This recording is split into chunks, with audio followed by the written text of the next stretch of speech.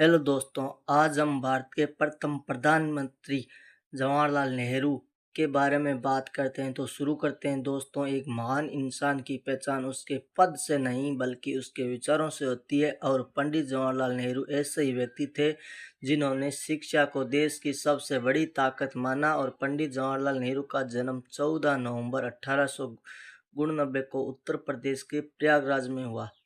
उनके पिता मोतीलाल नेहरू का एक प्रसिद्ध वकील थे और माता स्वरूप रानी एक संस्कारी महिला थी।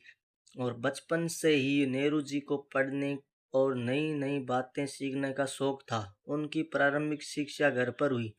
इसके बाद वे इंग्लैंड गए, जहां उन्होंने harrow school, Trinity college, Cambridge और टेम्पल से उच्च शिक्षा और कानून की पढ़ाई पूरी की। याद रखिए, शिक्षा केवल डिग्री नहीं देती बल्कि सोचने और दुनिया बदलने की ताकत भी देती है। भारत लौटने के बाद उन्होंने वकालत शुरू की, लेकिन देश की आज़ादी के लिए सब कुछ छोड़कर स्वतंत्रता आंदोलन में शामिल हो गए। कई बार जेल गए, कठिनाइयाँ झेली, लेकिन अपने लक्ष्य से कभी पीछे नहीं हटे।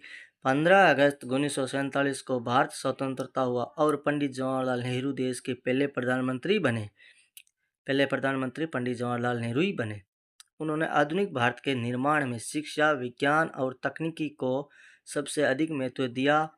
उनके प्रयासों से देश में अनेक बड़े शैक्षणिक और वैज्ञानिक संस्थाओं की नींव रखी गई। सफल वही बनता है जो परिस्थितियों का इंतजार नहीं करता बल्कि अपने ज्ञान और मेहनत से नई राह बनाता। नेहरू जी बच्चों से बहुत प्रेम करते थे, इसलिए बच्चे उन्हें प्यार से चाचा नेहरू कहते थे। और उनके जन्मदिन 14 नवंबर को पूरे भारत में बाल दिवस मनाया जाता है।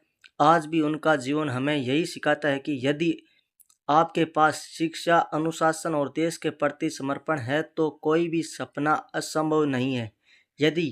याद रखिए, किताबें से मिली शिक्षा केवल आपके भविष्य नहीं बदलती बल्कि आने वाली पीढ़ियों का भविष्य भी उज्जवल बनाती। यही पंडित जवाहरलाल नेहरू के जीवन का सबसे बड़ा संदेश है।